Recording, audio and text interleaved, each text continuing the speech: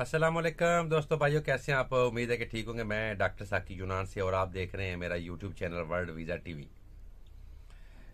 बात होगी यूनान के जो वीज़े पाकिस्तान में रिजेक्ट हो रहे हैं, क्योंकि लास्ट मंथ में, बल्कि तकरीबन 15-16 दिनों में उन्होंने तकरीबन कम अज़ कम 125 से 150 के दरमियान वीज़े जो हैं वो रिजेक्ट किए। उसकी क्या वजूहत हैं और ऐसा क्यों होता है, इसके बारे में बात होगी, आपसे तफसील से बात होगी।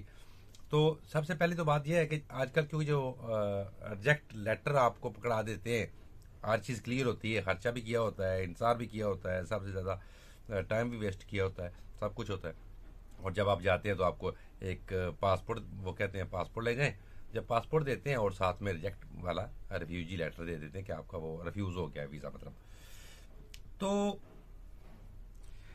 ये इसमें असल में क्या चीज़ है, कुछ कुछ चीज़ों का होना ज़रूरी है, कुछ चीज़ों का, कुछ बातों का कुछ पता आपको मालूम होना चाहिए। जो दोस्त, जो भाई वीज़ा लेने जाते हैं, उनको सबसे पहली बात यह है कि उनको पता होना चाहिए, आपने वो जो फार्म फिल करते हैं उसमें गलती नहीं होनी चाहिए। कौन सा काम है, क्योंकि काम तो 4-5-6 किस्म के हैं। ज़मीन है, वाई बीजी है, बागात है, माल्टे का काम है, जैतून का काम है, कौन सा काम है, फार्म है, मतलब मछली फार्म है, मुर्गी फार्म है, गाय भैंसे वगैरह का काम, भैंसे तो नहीं है, गाय का, बकरियों का फार्म का काम है, मतलब मालिक का नाम क्या है और शहर कौन सा है, कौन से शहर में, यूनान में कौन से शहर में जाना है, ये आपको पता होना चाहिए। सैलरी कितनी है आपकी, आपको कितनी तनख्वाह आपकी कितनी लगेगी, कितने घंटे आपने काम करना है, ये चीज़ें ये आपको मालूम होनी चाहिए और ये आपने याद करके रखनी होती है। आपको वीज़ा किसने दिया है, किस मतलब बंदे के ज़रिए आपने वीज़ा लिया है, वो किसी दोस्त का कह सकते हैं कि मालिक को ज़रूरत थी, वो जहाँ पे काम करता है मैं वहाँ पे शायद कोई गिरकी आया था, तो उसने मांगा तो मैंने उसको बोला हुआ था, तो मेरे डॉक्यूमेंट्स वगैरह उसने दिए और इस तरह वीज़ा लग गया। ये उसका जवाब है। होता कुछ इस तरह है कि वो वेरिफिकेशन करते हैं, एम्बेसी वाले मुकम्मल तफसील से वेरिफिकेशन करते हैं और वेरिफिकेशन करने के बाद वो आपको बता देते हैं कि आप जब जाते हैं तो कहते हैं जी, अगर मुकम्मल है वेरिफिकेशन तो फिर तो वो, और हर चीज़ क्लियर है, तो फिर वो आपको कहेंगे कि आप मेडिकल करवाएं, और या फ़ोन करके ही फ़ोन पे कह देंगे कि आप आ जाएं और आके अपना मेडिकल क्लियर करवाएं और इतनी फ़ीस साथ ले आएं। अगर तो ये कहते हैं तो समझ लो तकरीबन 99% आपका वीज़ा लग गया है। दूसरी बात, अगर वो फ़ोन करके कहें कि आके अपना पासपोर्ट जो है वो वसूल कर लें, तो उसमें ज़्यादा चांसेस हैं कि आपका वीज़ा रिजेक्ट हो गया। जो रिजेक्ट हो जाए उसकी कुछ वजूहत है, वो वजूहत आपके जहन में होनी चाहिए कौन कौन सी हैं। तकरीबन 10-12 वजूहत हैं। मोटी मोटी मैं आपको, मोटी मोटी नहीं, डिटेल से आपको बता देता हूँ। सबसे पहली बात ये, अगर आपका हर चीज़ क्लियर हो गई है, उन्होंने बोला कि जाएं डॉक्टरी करवाएं, और डॉक्टरी के बाद अगर वीज़ा रिजेक्ट हो जाता है तो समझ लें कि आपकी डॉक्टरी में मसला है, आपकी डॉक्टरी क्लियर नहीं आई, साफ नहीं आई। ये तो होगी वजह नंबर 1। दूसरी वजह क्या है, फेक डॉक्यूमेंट्स। जो ट्रैवलिंग डॉक्यूमेंट्स होते हैं, जो पासपोर्ट है उसमें कुछ ना कुछ ऐसा फेक, या शायद उस पर दस्तखत ना हुए हों, या कुछ इस तरह का सिलसिला हो, तो वो फेक डॉक्यूमेंट्स में आ जाता है, तो उससे भी वीज़ा रिजेक्ट हो जाता है। ये दूसरी है। तीसरी है FRC में कुछ फ़र्क आ जाए, करेक्टर सर्टिफिकेट में कोई फ़र्क आ जाए, तो इस तरह का कोई सिलसिला हो तो फिर भी रिजेक्ट हो जाते हैं। जानने का मकसद बिल्कुल वाज़ह नहीं है, मतलब आपने जाके वापस आना है, क्या करना है वहाँ पे, या कोई मालिक ने जो डॉक्यूमेंट्स तैयार किए हैं उनमें कोई फ़र्क आ रहा है, तो जानने का मकसद बिल्कुल वाज़ह नहीं है। आपने जो डॉक्यूमेंट्स यूनान से मंगवाए हैं वहाँ पे, उन पे शेंजन अलर्ट जारी हो तो भी, शेंजन मुल्क में कोई भी आपने किसी किस्म को 2 नंबरी की हुई है, कोई इस तरह का पहले काम किया हुआ है, पहले आप शेंजन में जोन में रहे हैं, स्पेन, इटली, फ्रांस, यूनान, जहाँ जहाँ भी रहे हैं, कोई ऐसा काम किया हुआ है कि जिसकी वजह से आपका वीज़े में प्रॉब्लम है, आपको वीज़ा नहीं, अगर शेंजन अलर्ट जारी हो गया तो आपका वीज़ा नहीं लगेगा। थर्ड वन, कंट्री बैन, मतलब कोई कुछ ममालिक के लिए, हर मुल्क के लिए वीज़े नहीं होते, कुछ ममालिक ऐसे हैं जिनके लिए ये वीज़ा नहीं होता, तो उनके लिए भी ये काम नहीं हो सकता। तो उसकी अगली वजह है जी, आपकी वजह से वहाँ के जो बाशिंदे हैं, यूनानी बाशिंदे हैं या यूनानी अवाम है, आपकी वजह से उनको कोई खौफ हो, खतरा हो आपसे।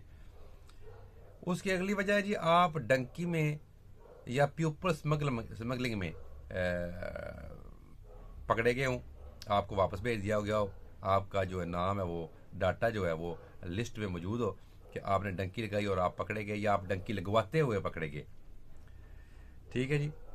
उसके बाद है जी, जिसने वीज़ा दिया वो एक्सेप्ट ना करे, मतलब मालिक जो है, जिसके पास ज़मीन है, जिसके पास, जिसने जैतून का काम करना है, बाई चांस वो जैतून के काम के लिए आपको वीज़ा देता है और उसका जैतून का काम कंप्लीट होने को है, या उसके बंदे पूरे हो गए हैं, या उसको अब ज़रूरत नहीं है, तो वो जब रब्ता करेगी एम्बेसी उसके साथ कि इस नाम के बंदे के डॉक्यूमेंट्स जो हैं वो आपके नाम से मनसूब हैं और आपने उनको जो वीज़ा इशू किया है वो, तो अगर वो कह देता है कि मुझे अब ज़रूरत नहीं है, आप रहने दें, तो फिर भी वीज़ा नहीं लगेगा।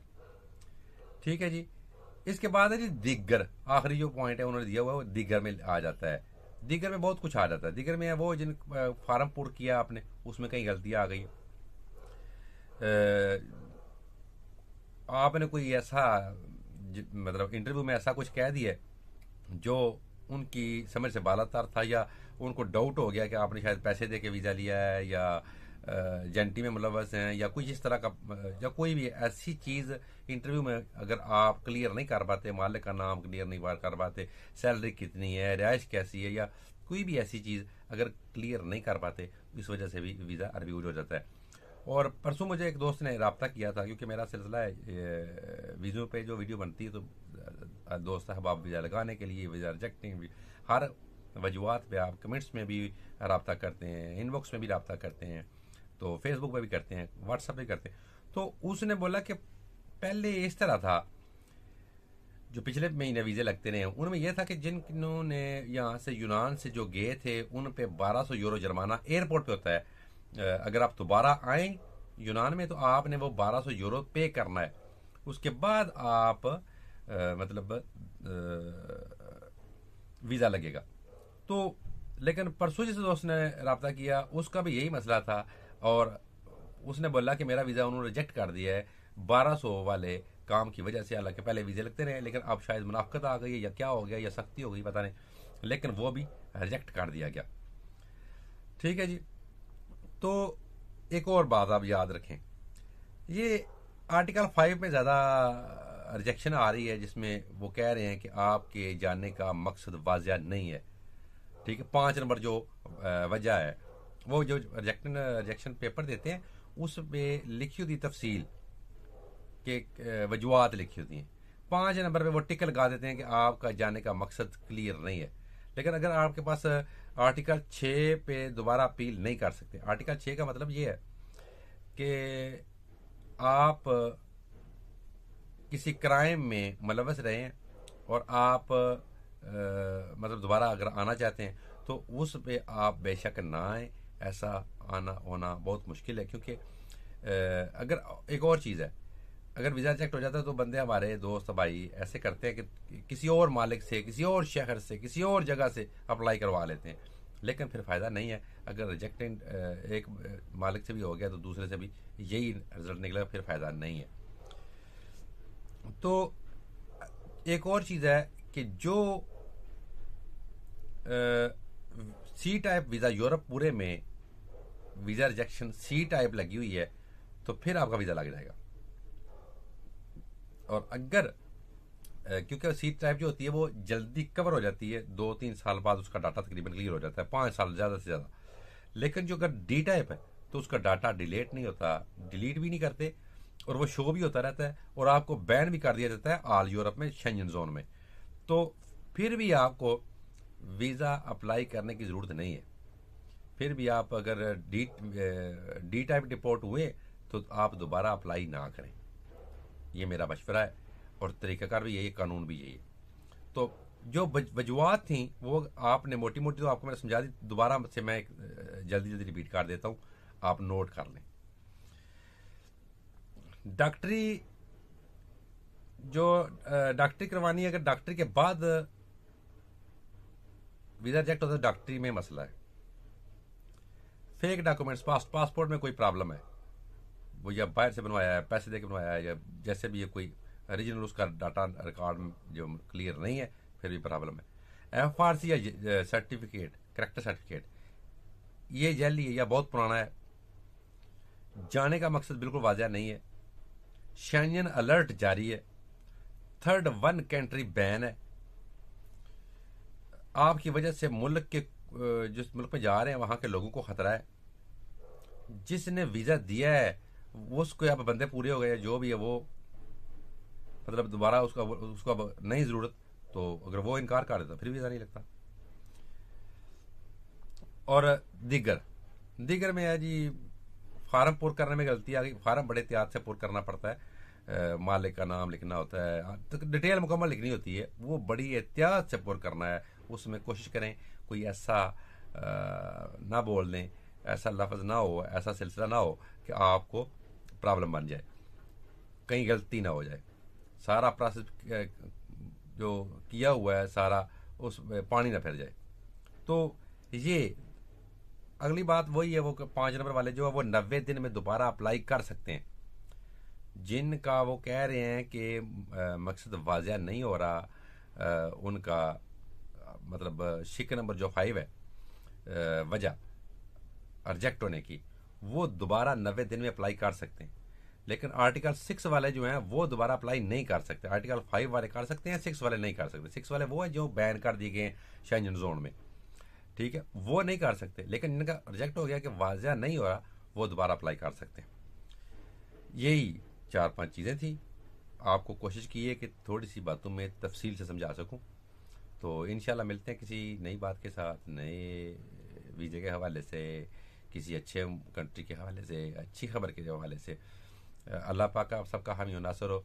मुझे इजाज़त दीजिए, अपना बहुत सारा ख्याल रखें। अल्लाह हाफिज़।